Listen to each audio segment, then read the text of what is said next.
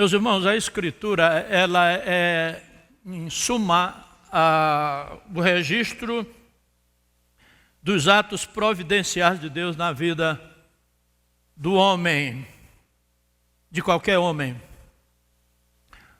E eu gosto muito de desespiritualizar os homens da Bíblia para que eu possa entendê-los mais, me identificar mais com eles. Eu sigo o mesmo raciocínio de Tiago. Tiago diz assim: Elias era um homem semelhante a nós, sujeito aos mesmos sentimentos, mas orou, e por 3 anos e 6 meses não choveu. E orou de novo, e o céu deu chuva. Ou seja,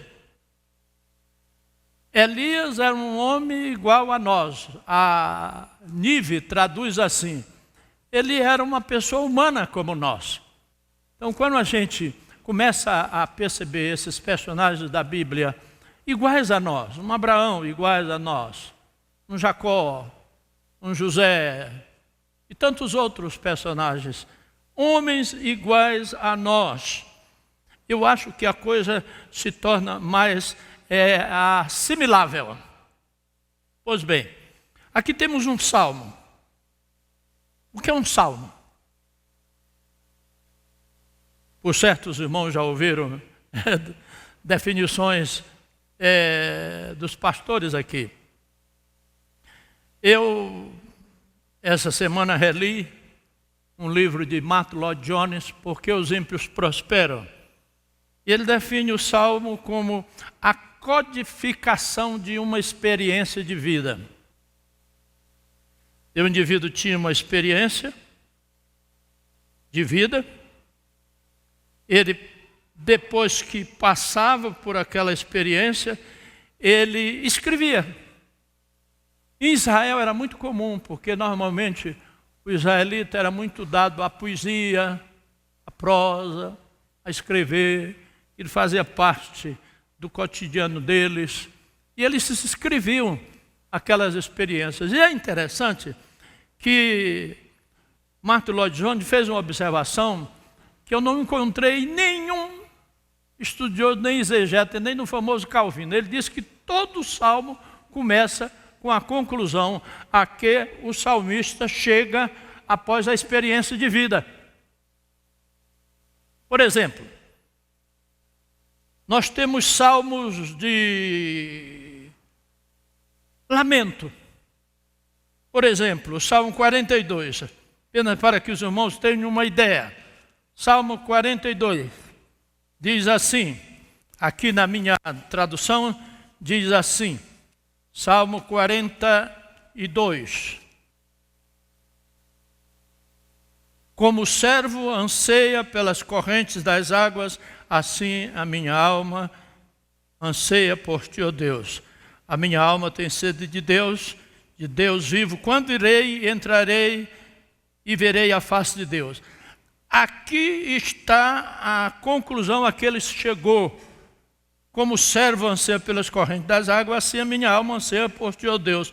A minha alma tem sede de Deus vivo. Quando irei e verei a face de Deus. O resto do Salmo, ele vai dizer qual é a experiência que ele viveu. E aqui ele vive uma crise terrível de solidão, de depressão. Ele insere aqui, ele suscita 2 ou 3 vezes a expressão: por que estás abatido, ó minha alma? Por que se aflige dentro de mim? Espera em Deus, pois ainda o levarei a Ele, o meu Senhor e o Rei meu. Esse ainda é que é o ponto do Salmo. Por exemplo, o Salmo 23, o Senhor é o meu pastor, nada me faltará. Essa é a conclusão a que ele chega depois da experiência. Aí, no resto do Salmo, ele vai dizer o que foi que ele viveu. O Senhor é meu pastor, nada me faltará. Ainda que eu ande pelo vale da sombra da morte, não temerei mal algum, porque tu estás comigo, a tua vara e teu cajado me consola. Preparas uma mesa perante mim, na presença dos meus inimigos, etc. Então, sempre o primeiro versículo é a conclusão, é a codificação da experiência que o Salmo o salmista viveu. Há salmos, por exemplo, salmo de lamento, como o Salmo 42. Há salmos de gratidão, como o Salmo 116, onde o salmista começa dizendo assim: no Senhor me refugio, pois Ele ouviu as minhas orações. Aí ele vai contar o que ele viveu. Lá no meio da narrativa, ele diz assim: que darei ao Senhor por todos os seus benefícios para comigo? Ele livrou a minha alma da morte, livrou os meus pés da queda, livrou os meus olhos das lágrimas. Que darei ao Senhor por todos os seus benefícios para comigo? Mas ele começa com a conclusão aí que ele chegou: no Senhor me refugio. Temos salmos imprecatórios. Esses são os salmos que desconcertam os exegetas. Salmos imprecatórios são aquelas orações onde você deseja ardentemente que Deus puna aquelas pessoas que não amam o Senhor. Por exemplo, o Salmo 137, que é o salmo famoso, quando o povo de Deus está no exílio, né? E os inimigos de Israel dizem para os judeus: olha, toque aí uma música para nós. E eles respondem: como é que eu posso cantar um cântico em terra estranha? E termina o salmo, o salmista, ele está tão, vamos dizer assim, irado com aquela galhofa, que ele diz assim: feliz aquele que pegar a cabeça dos inimigos teus, ó Senhor, e der com eles nas pedras. Como interpretar isso? Os exegetas pulam dali, pulam dacolá e chega à seguinte conclusão: o temor do homem a Deus é tão grande, o amor dele a Deus é tão grande, a reverência dele é tão grande que ele não consegue conviver com pessoas que o aborrecem, que galhofam do nome de Deus, etc. O Salmo, por exemplo, Salmo 139. Salmo 139, o salmista termina dizendo assim, falando dos ímpios: Senhor, eles são inimigos de fatos teus, e eu os odeio, Senhor. São os salmos imprecatórios. Não sei se algum dos pastores já pregou sobre um salmo imprecatório. É um salmo que desconcerta os expositores bíblicos. Então, aqui temos um salmo, onde ele começa com a conclusão a que ele chegou da providência de Deus num determinado momento da sua vida. Verdadeiramente o Senhor é bom para com Israel, para com os limpos de coração. Deus é bom para com o povo de Israel. É uma coisa. E Deus é bom para com os retos de coração. Ele está se referindo que Deus é bom para com os retos de coração. Provavelmente este salmo foi escrito por Davi, conquanto aí num subtítulo de Salmo de Asaf. Asaf era o diretor de música do templo. Lá em 1 Crônicas, 2 Crônicas, quando Salomão edifica o templo, e ele apenas nomeia as pessoas que já haviam sido indicadas por Davi, e Davi tinha indicado Asaf como o chefe de mais de 30.000 cantores, músicos, peritos em flautas, peritos em símbolos, peritos em trombetas, peritos em qualquer tipo de instrumento musical. Então, acredita-se que Davi tenha passado por essa experiência, e Asaf pegou o texto de Davi e colocou a melodia, porque isto aqui era depois cantado no templo. A pessoa ia para o templo e cantava essa sua experiência. Apenas eu não sei hebraico, senão eu ia cantar para vocês em hebraico, que é uma coisa linda, simplesmente o hebraico. Pois bem, então partindo do pressuposto de que tenha sido Asaf ou Davi, isso não vem ao fato. O interessante é a intertextualidade da passagem.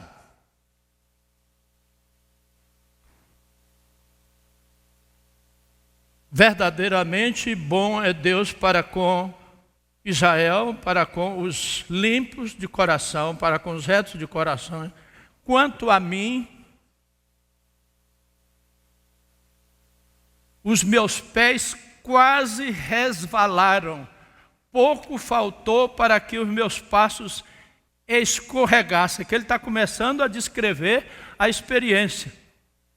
Qual era o problema dele? Esse salmo aqui, como o livro de Jó e o livro de Provérbios, são considerados literatura sapiencial. Esses 3 livros da Bíblia, eles têm como foco tentarem responder uma pergunta básica, frontala, para a expressão da fé. Por que o justo sofre e por que o ímpio prospera? Então está aqui Davi, né? E ele olha para os ímpios. Ele diz: quanto a mim, pouco quase resvalaram os meus pés, pouco faltou para que os meus passos escorregassem. Por quê? Aí ele diz assim: pois eu tinha inveja dos soberbos ao ver a prosperidade dos ímpios. Aí ele descreve aí, meus diletos irmãos, ele descreve aí a experiência, né, dele com os ímpios. Ele diz assim: pois eles não sofrem dores, são robustos, é o seu corpo, são e robusto é o seu corpo, não se acham em tribulações como outra gente, nem são afligidos como os demais homens, pelo que a soberba lhes cinge o pescoço como um colar, a violência os cobre como um vestido, os olhos deles estão inchados de gordura, transbordam as fantasias do seu coração, motejam, galhofa e falam maliciosamente, falam arrogantemente da opressão que eles implantam dentro do contexto no qual eles estão vivendo. Então, o salmista diz que quase que eu caio na tentação, né, de pôr em dúvida o caráter de Deus. Quando eu olho para o meu vizinho, um cara promíscuo, um cara que está sendo processado, já é considerado um réu da Lava Jato, surrupiou mais de 300 milhões de reais nos cofres públicos, e esse indivíduo vive aí. Sérgio Moro está meio claudicante, né?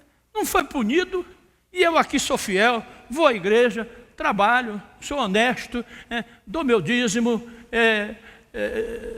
dou uma educação primorosa para os meus filhos.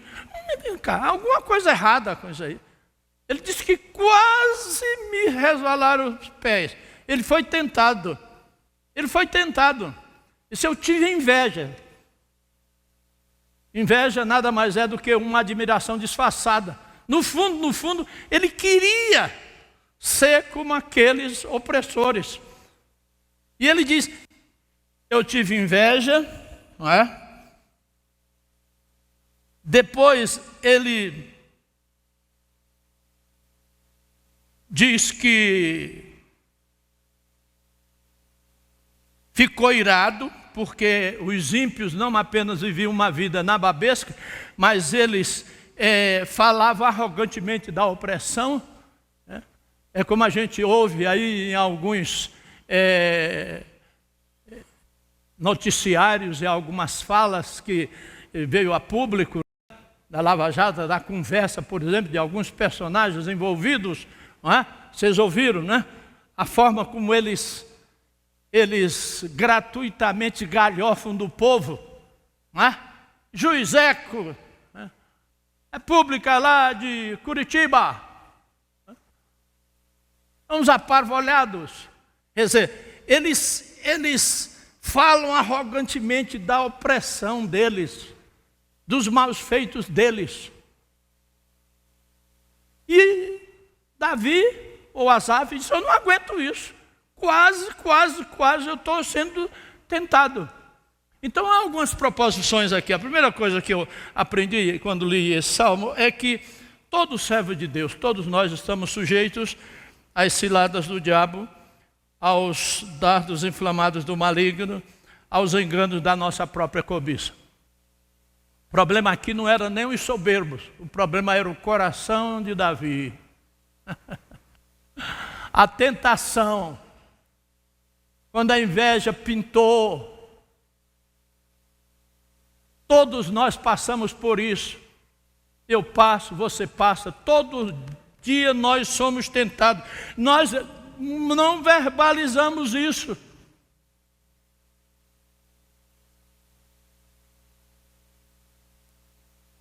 A tentação em si não é pecado. Jesus foi tentado. Hebreus 4,14 diz que nós não temos um sumo sacerdote que não tenha sido tentado em todas as coisas a nossa semelhança. Observem bem, Hebreus falando de Jesus, diz que ele foi tentado em todas as coisas semelhante a nós. Agora tome como ponto de referência para entender esse texto, você. Meu Deus, Jesus foi tentado em todas as coisas, como eu sou tentado. Por que Jesus não tentado? Jesus não caiu, porque ele tinha um foco. A minha comida e a minha bebida é fazer a vontade do meu Pai. Ele tinha um foco, ele tinha valores. Ele conhecia o ser de Deus. Então todos nós passamos por esses momentos de quando quase nós escorregamos e passamos a blasfemar, né, e a falar mal de Deus, enquanto não verbalizemos, mas na nossa mente, no nosso coração, nós sempre podemos estar blasfemando do nome de Deus. No livro de Provérbios diz que há pessoas que não abrem a boca, mas pecam muito mais do que aqueles que abrem a boca sem cessar.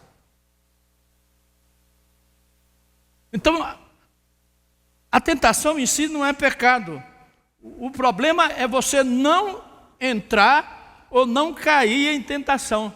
Na oração do Pai Nosso, Jesus ensina aos discípulos, quando eles solicitam que Jesus ensine a orar, como João ensinava aos seus discípulos, Jesus ensinou a célebre oração do Pai Nosso. Não é a oração de Jesus, é a oração que ele ensinou. E lá no final da oração, Jesus diz, ore assim: Pai, não nos deixes cair em tentação, mas livre-nos do mal. Não nos deixes cair, ou não nos deixes entrar na tentação. Essa tentação, ela pode vir do diabo. Essa tentação, ela pode vir do nosso próprio interior.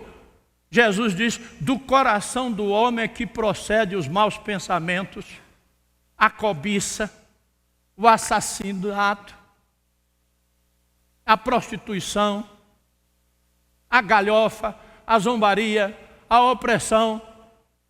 É do coração e tem um processo, não é? Quando a nossa mente, ela é tentada a ir contra aqueles valores que nós sabemos que não agradam ao coração de Deus, tem um mecanismo. Observe aí, em Tiago capítulo 1. Tiago capítulo 1. Olha o processo. Como é sutil e demoníaco. Que eu vivo isso, você vive isso. Todos nós vivemos isso. Daí nós temos de aprender com a palavra de Deus. Tiago, capítulo 1, verso 12, se não me atrasou a memória. Essa Bíblia que eu estou usando aqui, eu comprei por R$14, lá em Goiânia, ela está ainda pegando aqui. Diz assim, observem bem, Tiago, capítulo 1, a partir do verso 12. Bem-aventurado o homem que suporta a provação ou tentação. Tiago usa ora a provação, ora a tentação. A provação é algo que vem de fora para dentro. A tentação é algo que surge de dentro para fora. Bem-aventurado o homem que suporta a provação, porque depois de aprovado, receberá a coroa da vida que o Senhor prometeu àqueles que o amam. Ninguém sendo tentado, aquilo agora ele muda. A grafia no grego é a mesma, peirasmo, tanto para tentação como para aprovação.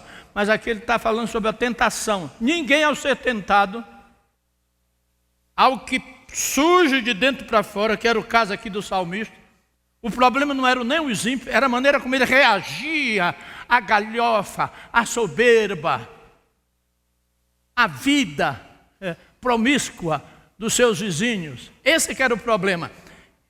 Ninguém sendo tentado, digo, sou tentado por Deus, porque Deus não pode ser tentado pelo mal. E Ele a ninguém tenta. Cada um, porém, é tentado quando atraído e engodado pela sua própria concupiscência, pelo seu próprio desejo mau. Então a concupiscência, então a cobiça, havendo concebido, dá à luz o pecado, e o pecado, sendo consumado, gera morte.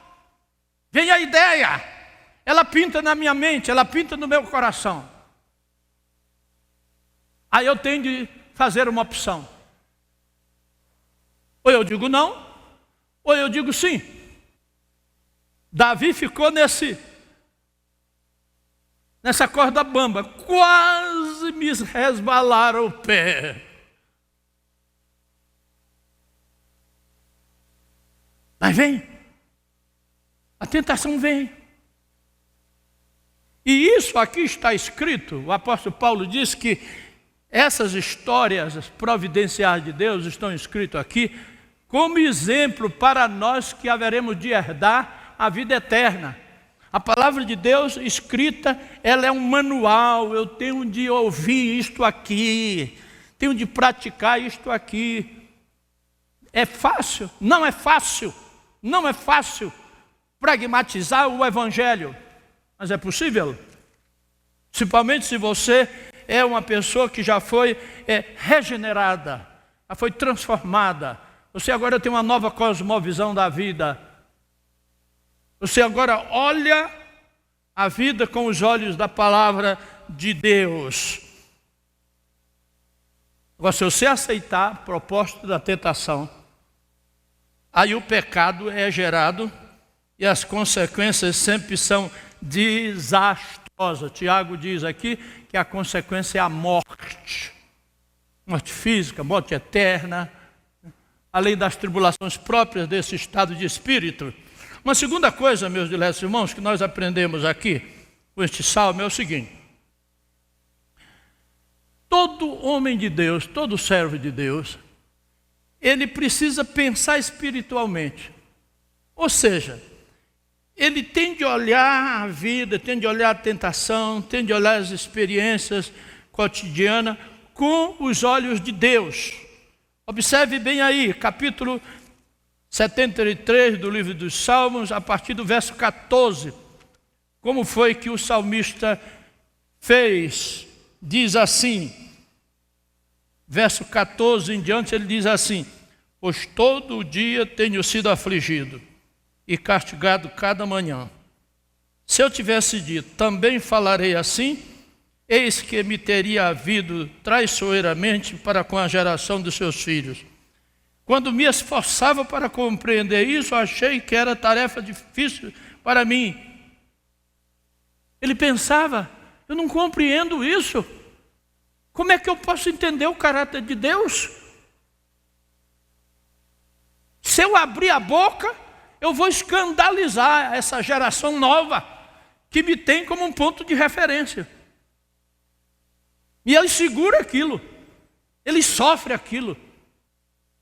Ele diz aí, no final do capítulo, ele diz assim, no final do Salmo, ele diz uma coisa interessante, ele diz assim, verso 21, quando o meu espírito se amargurava e sentia picadas no meu coração, estava embrutecido e nada sabia, era comunhal diante de ti, Senhor. porque ele não conseguia encontrar uma resposta. E ele não queria expor, porque ele era o líder. Se fosse Davi, era o grande rei. Se fosse Asaf, era o grande músico respeitado de Israel. Estão percebendo que situação terrível? Então, ele precisava olhar o que ele estava vivendo com os olhos de Deus. E quando nós começamos a olhar nossas experiências aparentemente desconexas com os olhos de Deus, elas vão convergindo. É esse o testemunho da palavra de Deus. Lá em Romanos 8, o apóstolo Paulo diz assim: Deus trabalha em todas as coisas para o bem daqueles que o amam, daqueles que são chamados segundo o seu decreto. Deus não trabalha em todas as coisas para o bem de todos. Deus só trabalha em todas as coisas para o bem daqueles que o amam. O problema é que a gente não percebe, a gente não capta, a gente não consegue hermeneutizar, não consegue exegetizar, não consegue destrinchar quando Deus está trabalhando na nossa vida para o bem. Todos os personagens da Bíblia que viveram experiências encantadoras só entenderam depois que viveram. Jó, depois que ele viveu aquele inferno, depois de ter feito 67 vezes a pergunta para Deus: por que eu? E Deus respondia a Jó dizendo assim: onde é que tu estavas quando eu estabeleci os fundamentos da terra? Ou quando é que tu estavas quando eu suspendi a terra sobre o nada, sobre a não matéria? Onde é que tu estavas? Ou tu sabe quando as cabras monteses dão crias? Em outras palavras, ele mostrava a ignorância de Jó. Mas ao mesmo tempo Deus estava trabalhando na vida de Jó. E lá no final do livro, no capítulo 42, ele diz: Senhor, os teus planos não podem ser frustrados. Eu te conhecia só de ouvir, mas agora os meus olhos te veem. Como? Aonde? E como? Não sei. Esse é o mistério do sofrimento, da angústia, das tentações. Nós pastores temos experiência interessante. Às vezes vamos visitar uma pessoa para consolar. Chegamos lá, nos deparamos com um quadro, ficamos arrasados. Saímos de lá muito mais confortados. Essa tem sido minha experiência ao longo da vida. E quando você começa a olhar o problema com os olhos de Deus, aí você começa a perceber que Deus vai montando o quebra-cabeça pouco a pouco. Isso aconteceu com Abraão, aconteceu com José.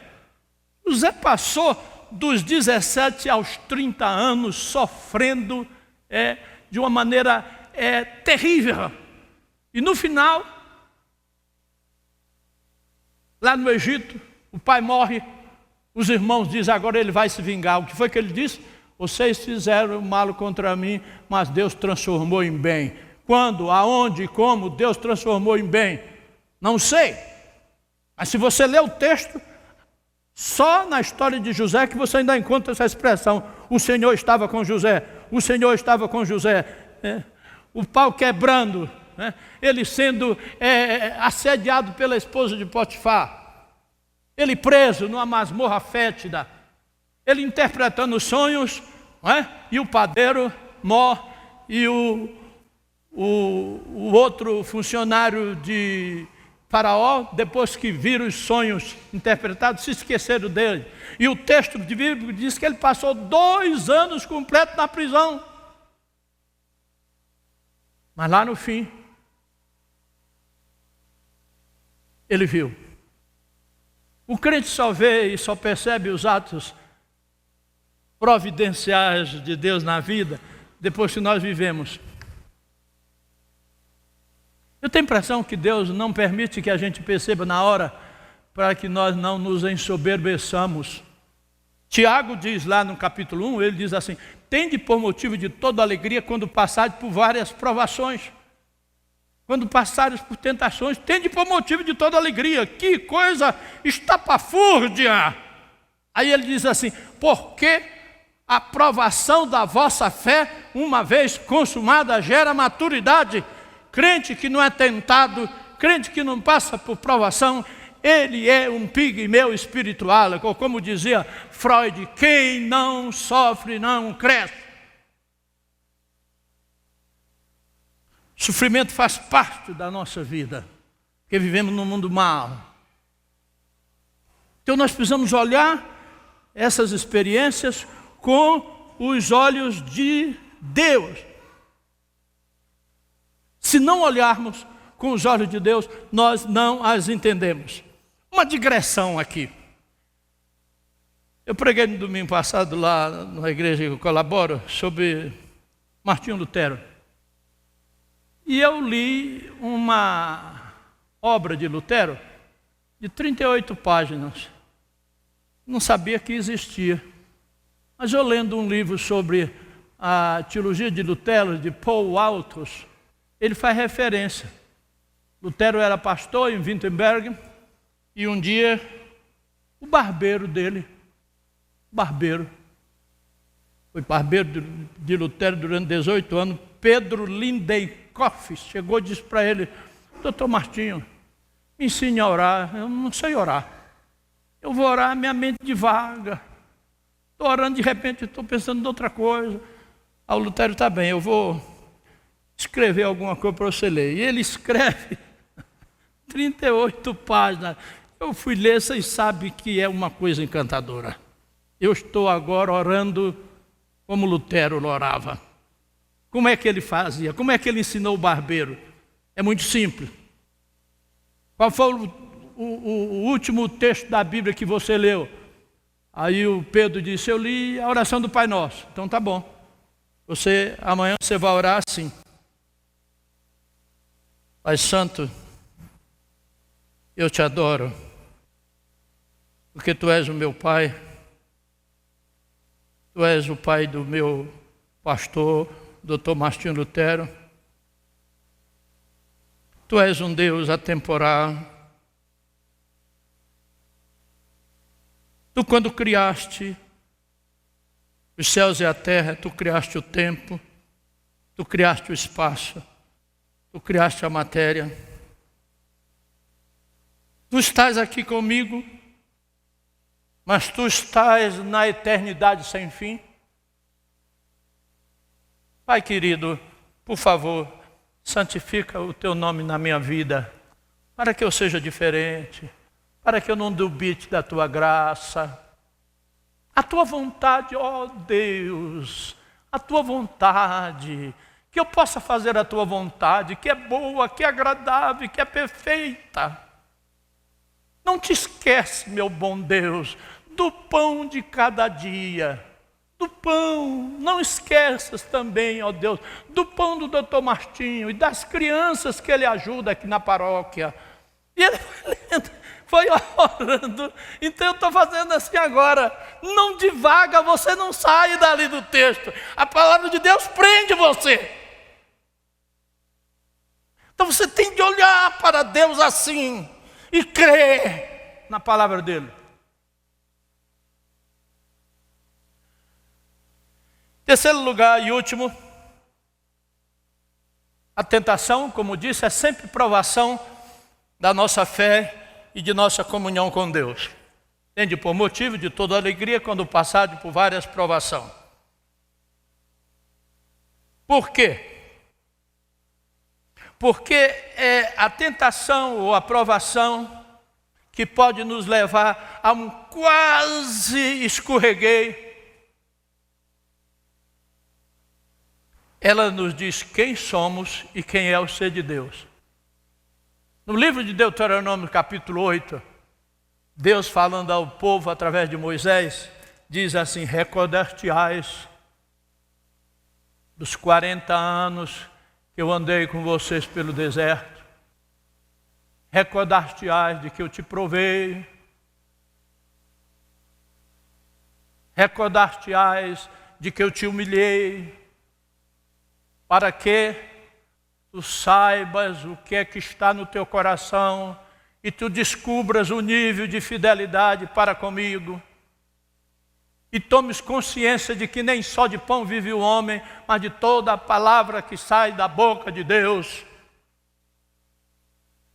Então, as incongruências, as aparentes contradições da vida, quando nós as olhamos com os olhos de Deus, da cosmovisão de Deus, a gente começa a ver que faz sentido. Não vamos ver. E ela revela o nível e a natureza da nossa espiritualidade perante o Senhor. Deuteronômio 8:3. Você vai descobrir o seu nível de fidelidade a mim. Agora, o que é que de prática eu quero deixar com vocês, meus irmãos? Primeira coisa, Davi, no meio daquela crise terrível, com medo de falar, amargurado, com inveja. Nós vivemos isso. Você tem um vizinho que comprou um carro novo. Carro novo. Aí você e sua esposa. A esposa disse, olha, João está de carro novo. Você está vendo, meu bem? Estou vendo. Mas é bonito, não é? É. Que tal? Não podia dar uma redesenhada nas nossas finanças, podíamos comprar no final do ano. Não há necessidade de um carro novo. O carro está bom. Há inveja. Eu não posso ser menor do que ele. Eu tenho de ser igual a ele. E nessa sociedade consumista, que faz tudo para convencer você de que esse é o caminho correto. Torne isso assim, veja isso de uma maneira muito pragmática, que você há de concordar com Davi. Aí Davi diz que no meio daquela angústia, olha o verso 15, ele diz assim, se eu tivesse dito, também falarei assim, eis que me teria havido traiçoeiramente para com a geração de teus filhos, quando me esforçava para compreender isso, achei que era tarefa difícil para mim, até que entrei no santuário de Deus, então percebi o fim deles. Se naquela hora, e se eu vou no culto, vou ouvir lá um sermão, não compreendo isso, vou para a igreja, vou louvar a Deus. Aí quando você chega aqui, Deus fala para você, Deus responde às suas dúvidas. Diz, quando eu entrei no santuário, eu compreendi o fim deles. Foi o que ele ouviu no santuário.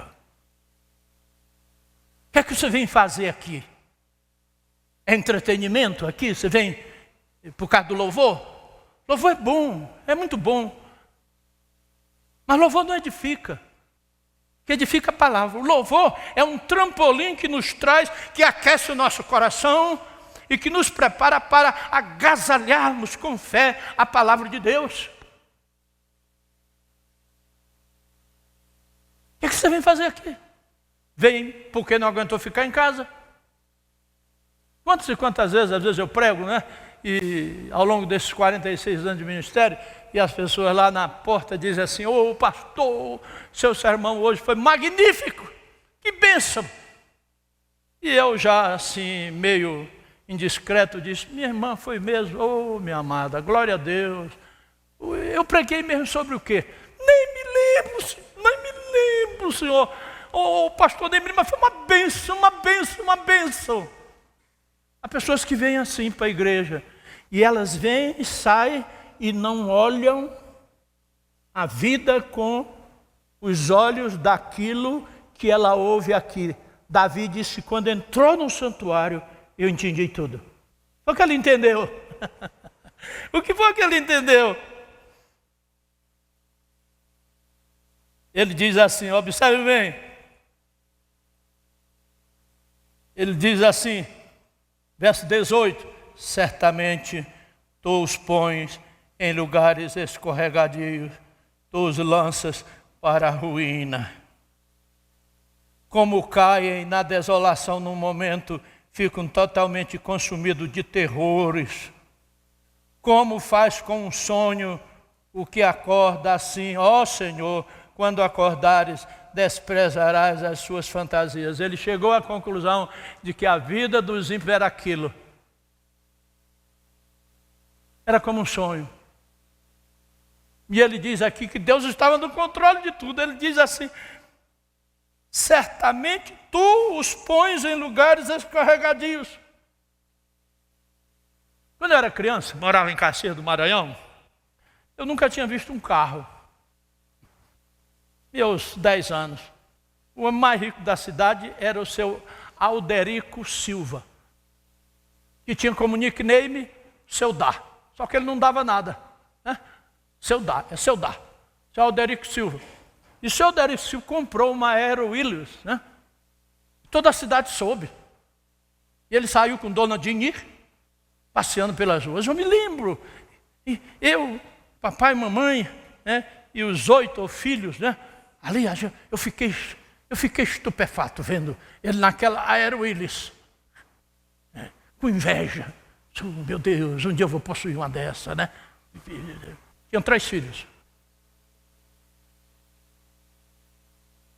Onde é que está os filhos e o seu José Delfino? Não se fala mais dele em Caxias. O filho mais novo morreu aos 22 anos, foi assassinado. Um chegou a ser deputado estadual, mas se corrompeu tanto, também morreu. E o outro suicidou-se.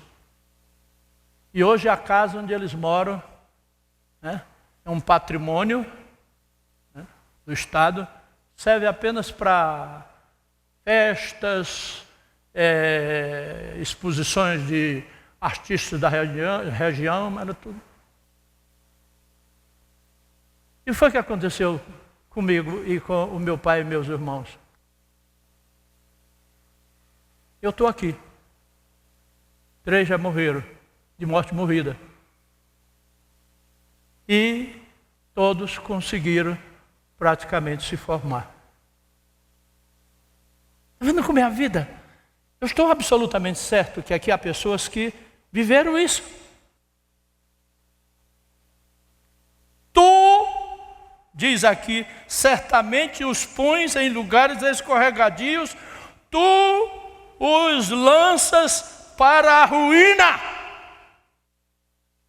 Deus está no barco do leme da vida aqui de Davi, ele vivendo esse quase me desvalar o pé, quase que eu ponho em dúvida o teu caráter, quase que eu abro a boca e digo a verdade para essa meninada aí, que não vale a pena crer em Deus, esse negócio de crer em Deus, de ir para a igreja, não vale a pena, quase. Mas o Senhor o segurou. Quem o levou ao templo? Deus o levou ao templo.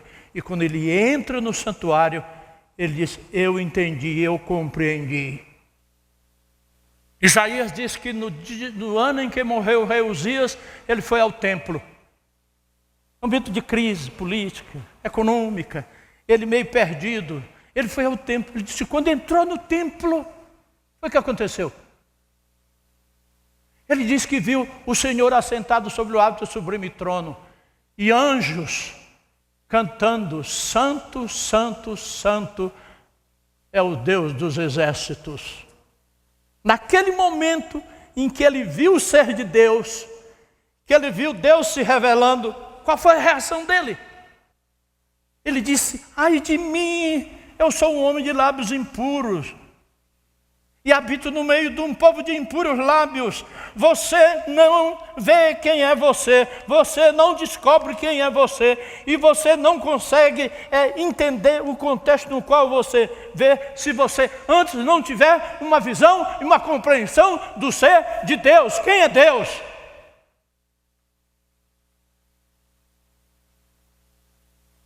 Naquele momento, Isaías diz que um anjo saiu da presença de Deus e tocou os seus lábios.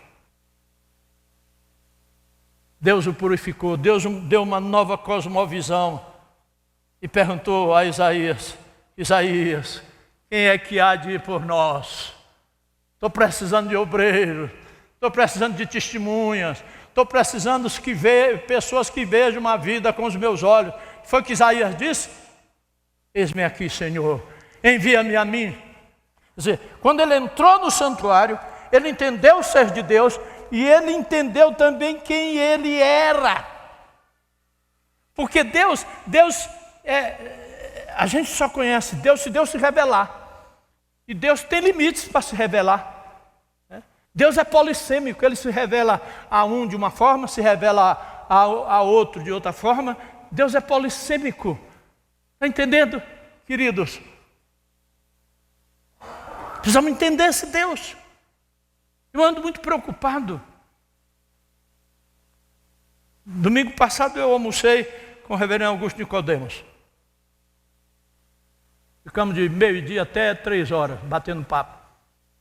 Eu disse para ele: Nicodemos, eu estou muito preocupado com a igreja. E estou muito preocupado com você.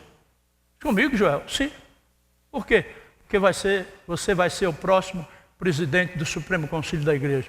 Ele disse: não vou não. Eu estou orando, né, Joel? A gente sempre escapola com essa: eu estou orando, né, Joel? Você vai ser. O Bob, ele não consegue levar o outro mandato, você vai ser.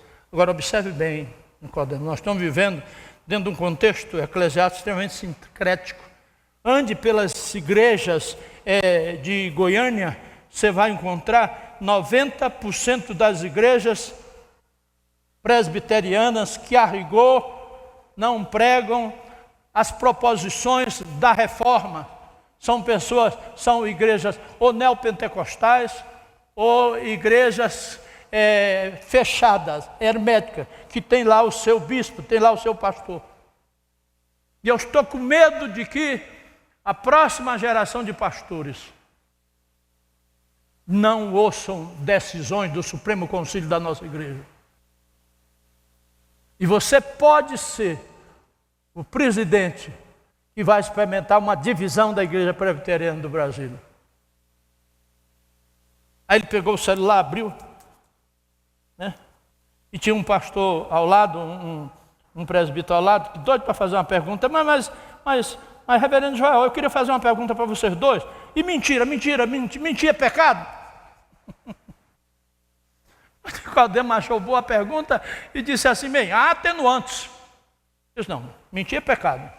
Deixar a mentira, fale cada um a verdade com o seu próximo, porque somos membros uns dos outros. Mas aí eu perguntei ao Nicodemos. O Nicodemo me diz uma coisa: há alguma circunstância em que mentir é justificável? Eu queria mexer com o Nicodemo. Ele disse: bem, cite um exemplo. Por exemplo, o seu filho. Você tem 2 filhos e 2 filhas. O Davi faz parte de uma gangue, tráfico de drogas. Mas um dia, você e a Drinka oram tanto que ele decide deixar. Só que quando ele decide deixar, a gangue decide eliminá-lo, porque ele é um arquivo, ele não pode ficar só. E você está lá na porta de casa, como nós estamos aqui, nesse alpendre, quando chega o Davi e diz: papai, olha, a gangue vem aí para me matar. E entra em casa. Quando a gangue chega e pergunta se o Davi entrou ali, o que é que você diz, Nicodemo? Ele brincando, ele não quis responder, ele abriu assim a camisa, botou assim o dedo assim na casa, disse assim: ele passou por essa casa, ele passou por essa casa.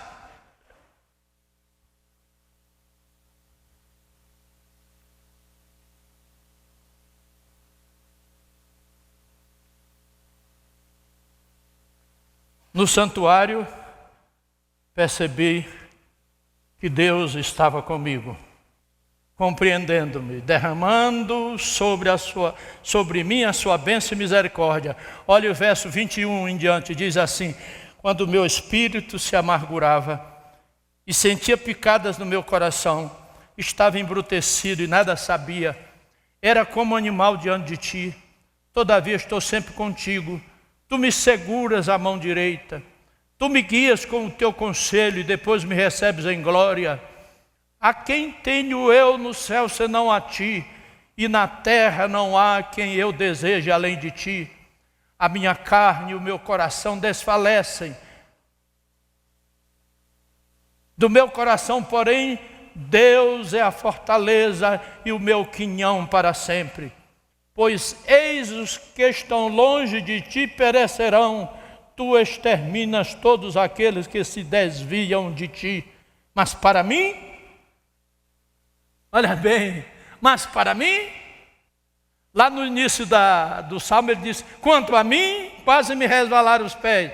Aí ele conta toda a história, aí ele termina assim: mas quanto a mim, bom é aproximar-me de Deus, ponho a minha confiança no Senhor, Deus, para anunciar todas as suas obras.